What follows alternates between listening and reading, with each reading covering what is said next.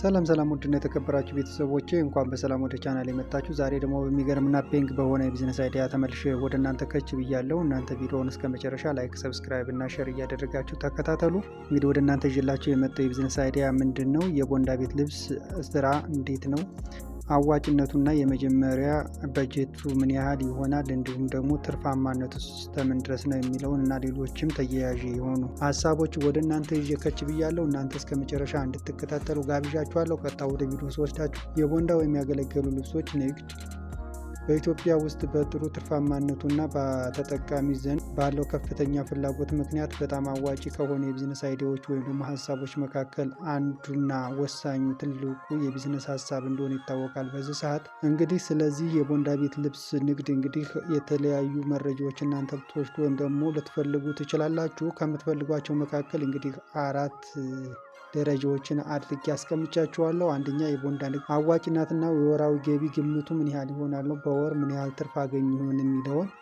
ወራዊ ግምቱን ቀጥታ ወደ እናንተ ይዤ መጥቻለሁ። በሁለተኛ ደረጃ የመካከለኛ የመነሻ ካፒታል በጀቱ ምን ያህል ይሆናል፣ ይህን ስራ ለመጀመር የመጀመሪያ በጀቱ ካፒታሉ ምን ያህል ይሆናል የሚለውንም አሁንም ወደ እናንተ ይዤ መጥቻለሁ። የመካከለኛ ደረጃ ያላቸው ማለት ነው። በሶስተኛ ደረጃ ይዤላቸው የመጣው ከአስመጪዎችና አከፋፋዮች ጋር እንዴት መገናኘት እንችላለን ወይም ደግሞ ይሄንን የቦንዳ ልብስ እንዴት ማግኘት እንችላለን የሚል ብዙ ሊሰሩ የሚፈልጉ ወጣቶች ወይም ደግሞ ሰዎች ትኖራላችሁ። ስለዚህ ይሄ አንድ የሚያስጨነቃችሁና የሚያሳስባችሁ ጉዳይ ስለሆነ ይሄንንም ጥርት ባለ መረጃ ወደ እናንተ ይዤላችሁ መጥቻለሁ ማለት ነው። በአራተኛና በመጨረሻ ለእናንተ ላደርሳችሁ የምፈልገው ለስኬት የሚረዱ ወሳኝ መረጃዎች የንግድ ሚስጥሮች ምንድናቸው የሚሉ እነዚህ ሚስጥሮቹን ማወቅ ግዴታ ስለሆነ ማለት ነው። እነዚህም በመጨረሻ ወደ እናንተ አደርሳለሁ።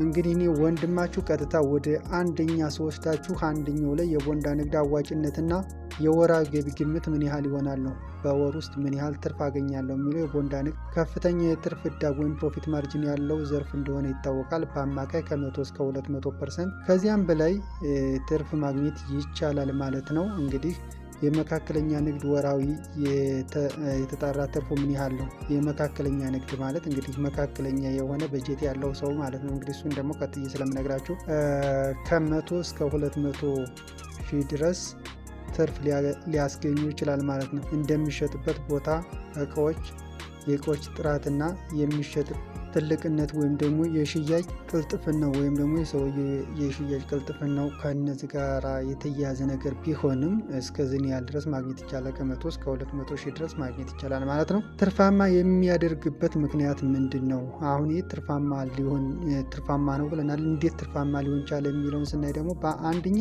የህዝብ የመግዛት አቅሙ መቀነሱ ነው።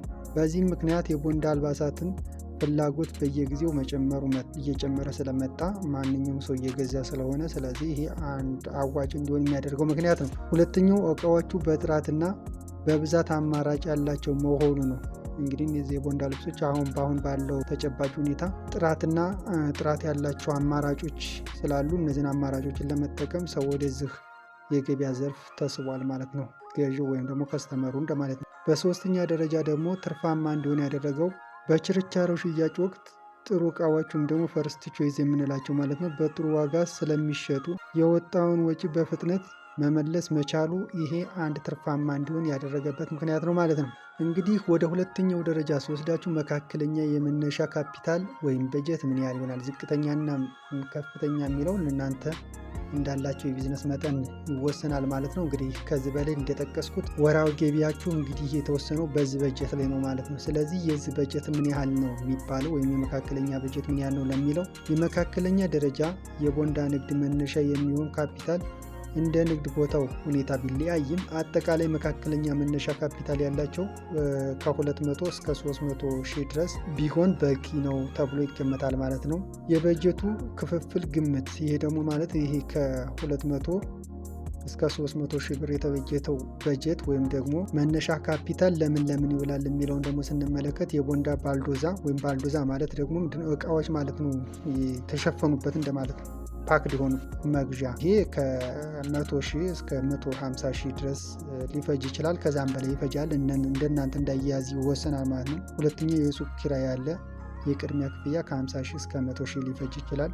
ከዛ የሱቅ ማስተካከያ ይሄ ደግሞ ከ15000 እስከ 30000፣ ሌላው ደግሞ ቃሪው ተጠባባቂ ወይም ደግሞ ኢመርጀንሲ ፋንድ የምንለው ማለት ነው። በዚህ መልኩ አከፋፍለን መስራት እንችላለን ማለት ነው። በሶስተኛ ደረጃ ልንመለከተው የምንችለው ምንድነው ከአስመጪዎችና አከፋፋዮች ጋር እንዴት መገናኘት እንችላለን ወይም ደግሞ እነሱ እንዴት ነው ማግኘት የምንችለው የሚለው ነው። እንግዲህ አሁን ትልቁና ከባዱ ነገር የቦንዳ እቃዎች አብዛኛውን ጊዜ በባልዶዛ ወይም በታሸገ ጥቅል ነው የሚሸጡት። ዋና ዋና አቅራቢዎች ምንጮቹ የሚከተሉት ናቸው። ለምሳሌ እንደ ኢትዮጵያ ብንመለከት አዲስ አበባ ዋና ዋና የጅምላ ማዕከላት አሉ። መርካቶ፣ ቦንዳ ተራ፣ ምድር ኃይሌ አካባቢ ትልልቅ አስመጪዎችና የጅምላ አከፋፋዮች የሚገኙበት ዋና ማዕከል ነው። ስለዚህ ከነዚህ ማምጣት ይቻላል ማለት ነው። ሁለተኛ አመርጋ ወይም ደግሞ መርካቶ የጨርቃጨርቅ ተራዎች የምንላቸው የተለያዩ አይነት የባልዶዛ ደረጃዎች ያገኛሉ ማለት ነው። ዝም መመረጥ ይቻላል። በሶስተኛ ደረጃ የቴሌግራም ግሩፖች አሉ እና ቻናሎች ማለት ነው።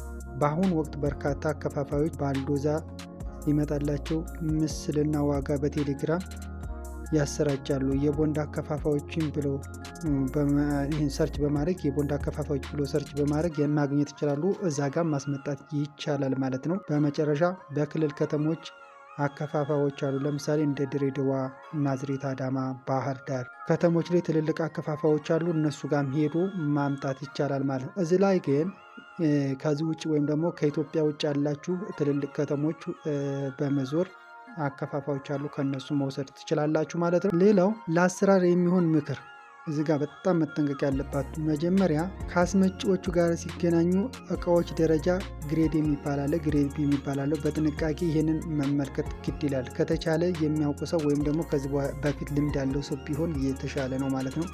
ከዛ ውጭ ግን ግሬድ ኤ፣ ግሬድ ሲ ወይም ደግሞ ይሄ ላው ሌብል የምንለው አለ። እነሱን ራሱ ለይቶ ማወቅ ግድ ይላል ማለት ነው። እንደዛ አድርጎ መግዛት ይቻላል።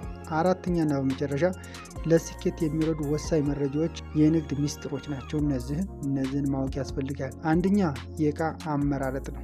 የእቃ አመራረጥ ልክ ከዚህ በፊት እንደገለጽኩላችሁ ባልዶዛ ሲከፈት እቃው በ3 ደረጃ ነው የሚገኘው። አንደኛ ደረጃ በከፍተኛ ዋጋ የሚሸጡ፣ ሁለተኛ ደረጃ መካከለኛ ዋጋ የሚሸጡና ሶስተኛ ደረጃ በርካሽ ዋጋ የሚሸጡች ናቸው። ኤቢ እና ሲ ያላቸው ማለት ነው። እነዚህን መለየት ያስፈልጋል ማለት ነው። ይሄ ምንድነው? የንግድ ሚስጥር ነው። ሚስጥሮቹን ማወቅ ስለሚያስፈልግ ነው። ሌላው ደግሞ ቦታ መራጭ መሆን ያስፈልጋል። ቦንዳ ለመሸጥ ቦታ በጣም ወሳኝ ነገር ስለሆነ ማለት ነው። ቦንዳ ንግዶች የሰው እንቅስቃሴ ባላቸው ቦታዎች፣ የታክሲ ተራ፣ የገበያ ቦታዎችና የሰራተኛ ሰፈሮች አካባቢ ቢሆን ተመራጭነት አለው። ይህንንም ማወቅ ያስፈልጋል። ማጠብና መተኮስ ያስፈልጋል። እቃዎችን አጥቦ ተኩሶና በጥሩ ማንጠልጠያ ሰቅሎ ማቅረብ የእቃዎች ዋጋ እስከ 100% ሊጨምር ይችላል። ለምሳሌ 100 ብር የመጣ እቃ 200 ብር የሚሸጥ ከሆነ ታጥቦና ተተኩሶ የሚሸጥ ከሆነ እስከ 300 ብር የመሸጥ አቅም ይኖረዋል ማለት ነው። ስለዚህ ይህም አንዱ ሚስጥር ነው ማለት ነው። የሶሻል ሚዲያ ሽያጭ በተጨማሪ እዚህ ንግድ ላይ ስትሰማሩ የሶሻል ሚዲያ ንግድ መስራት አለባቸው። በተለይ የአንደኛ ደረጃ የታወቁ ብራንዶች አልባሳቱ በቲክቶክ እና በቴሌግራም በጥሩ ዋጋ መሸጥ ይቻላል። ስለዚህ እነዚህን በመጠቀም ይሄን የንግድ ዘር ማሳለጥ ይቻላል ማለት ነው። እንግዲህ ይህንን በጥሩ ሁኔታ አቅርቤላችኋለሁ። መልካም ጊዜ እንዲሆንላችሁ ተመኘው። ቻው።